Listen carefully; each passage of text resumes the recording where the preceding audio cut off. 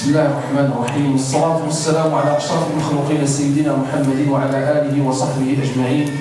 Louange à Allah, le tout miséricordieux, le très miséricordieux, et salut et paix sur notre prophète Muhammad sallallahu alayhi wa sallam.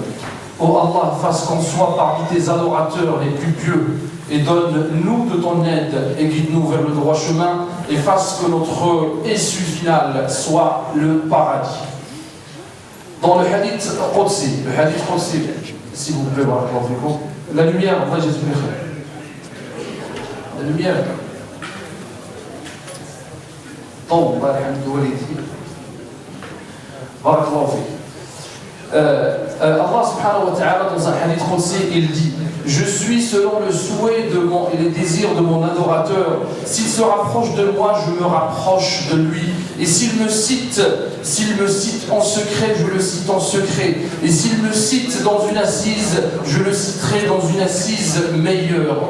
Dans ce hadith, Allah subhanahu wa ta'ala nous informe que la clé et les clés de la réussite est entre nos mains, nous les fils d'Adam, sachant que l'être humain est faible, surtout en Occident, par son ignorance et d'avoir délaissé beaucoup d'adoration. Et malgré tout, Allah subhanahu wa ta'ala nous donne l'espoir. Allah subhanahu wa ta'ala dit dans le Saint-Coran: dis, ô mes adorateurs qui ont été injustes avec eux-mêmes, ne désespérez pas de la miséricorde d'Allah. Allah pardonne tous les péchés. Allah pardonne tous les péchés. Et c'est ça la miséricorde d'Allah subhanahu wa ta'ala qui est inestimable, au contraire de nos jours où certains prônent la violence et font peur aux gens avec leurs messages incompréhensibles, injustes et intolérables. Allah subhanahu wa ta'ala, le tout-puissant, le tout miséricordieux, est miséricordieux et nous donne l'espoir pour qu'on l'adore continuellement. Et chacun d'entre nous doit avoir la certitude qu'Allah ne laisse personne. Un jour, un cheikh a croisé un monsieur qui détenait un bar pendant une période très longue. Le cheikh a dit à cette propriétaire: cet endroit, en parlant du bar, mérite d'être transformé en mosquée. L'homme s'étonna et demanda ensuite: tu me garantis qu'Allah me pardonne tout ce que j'ai fait? Il lui a dit: oui, je te le garantis. Le même jour, cette personne a commencé la transformation du lieu, ce lieu qui est devenu aujourd'hui une mosquée, et ce frère qui le détenait devenait tout simplement un guide pour les pèlerins. Regardez, rien qu'avec la bonne parole, rien qu'en donnant de l'espoir à cette personne, le mal s'est transformé en bien. Donc soyons tous, et sans exception, des annonceurs de bonnes nouvelles et des annonceurs d'espoir pour les gens. Soyons des gens qui prennent l'optimisme et évitant le pessimisme dans cette société qui a besoin d'espoir, de beaucoup d'espoir. Donc ne fermons pas les portes à ceux qui veulent apprendre, et c'est également le cas à ceux qui veulent se repentir, car Allah pardonne tous les péchés. Un jour, un homme est venu voir le prophète sallallahu alayhi wa sallam en lui demandant les signes de l'heure, c'est-à-dire de la fin du monde. Vous savez, le prophète sallallahu alayhi wa sallam, quelle était sa réponse? Il lui a dit: et qu'est-ce que tu as préparé pour son arrivée? Et qu'est-ce que tu lui as préparé pour son arrivée? Dans le hadith que nous avons cité, le hadith Qudsi, dont la formulation c'est celle du prophète sallallahu, mais la parole c'est la parole d'Allah. Allah a dit: je suis selon l'espérance de mon adorateur. Ceci implique que lors de l'origine, lors de l'agonie, la porte doit s'ouvrir aux pieux. Et en ce moment difficile, il faut citer les bienfaits que la personne a fait dans sa vie d'ici-bas, et de lui rappeler la miséricorde d'Allah subhanahu wa ta'ala pour l'apaiser. Dans la suite du hadith, Allah subhanahu wa ta'ala dit: et je suis avec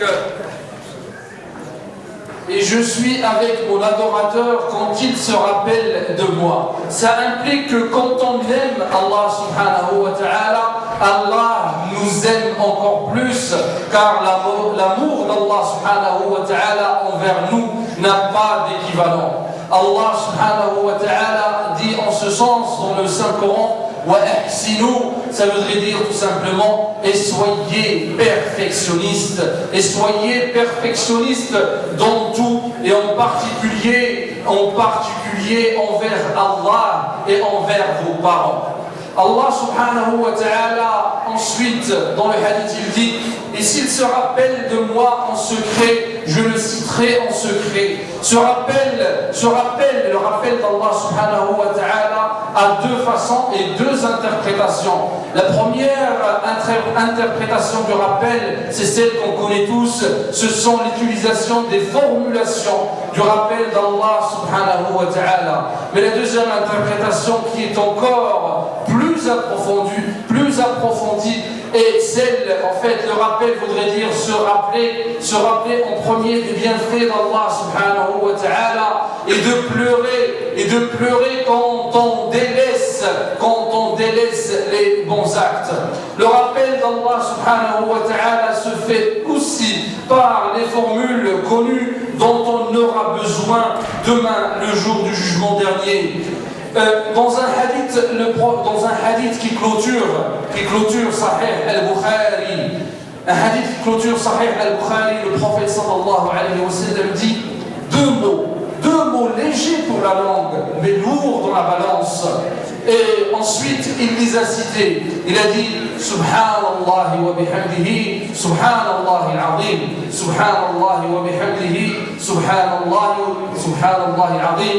Deux mots légers pour la langue, mais lourds, très lourds dans la balance.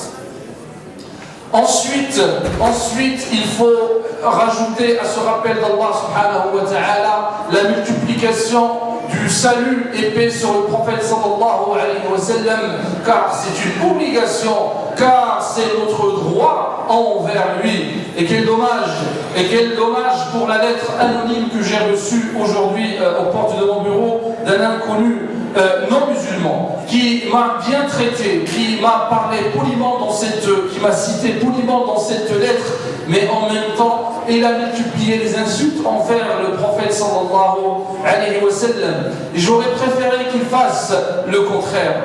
Bien sûr, nous n'allons pas l'insulter, car ce n'est pas notre chemin, ni le chemin du prophète sallallahu alayhi wa sallam. Nous n'allons pas l'insulter comme il a insulté le prophète sallallahu alayhi wa sallam, mais plutôt nous implorons Allah subhanahu wa ta'ala qu'il le guide. On va pas lui demander de se convertir ou quoi que ce soit, non. On va implorer Allah subhanahu wa ta'ala qu'il le guide dans sa quête et dans sa recherche pour connaître le prophète sallallahu alayhi wa sallam et pour bien le connaître. Car si on est 1,5 milliard qui le suivent, c'est pas par hasard, c'est qu'il y a une raison, et c'est à cette personne et à d'autres de la chercher, car nous aimons notre prophète sallallahu alayhi wa sallam. C'est notre prophète et c'est notre bien-aimé alayhi as-salatu wa-salam. Lors de la deuxième khutbah, comme vous l'avez vu, donc l'état de santé de notre imam hafidahullah, qu'Allah lui donne une santé meilleure que la sienne, et qu'Allah subhanahu wa ta'ala le guérisse, et qu'Allah subhanahu wa ta'ala lui donne la récompense qu'il faut. Voilà, il avait donc une question, il a reçu plusieurs questions donc des frères bien évidemment, et Inch'Allah donc le temps ne lui permettait pas, et également donc sa santé ne lui permettait pas donc, de répondre à ces questions-là, mais il vous garantit bien évidemment qu'il vous aime en Allah subhanahu wa ta'ala et qu'il va répondre à toutes ces questions bi'idhnillahi subhanahu wa ta'ala. Et une dernière demande, il vous dit comme vous lui demandez donc d'invoquer Allah subhanahu wa ta'ala pour vous, faites de même pour lui, insha'Allah subhanahu wa ta'ala. Wa qul qawli hadha wa astaghfirullah li wa lakum, alhamdulillahi rabbil alamin.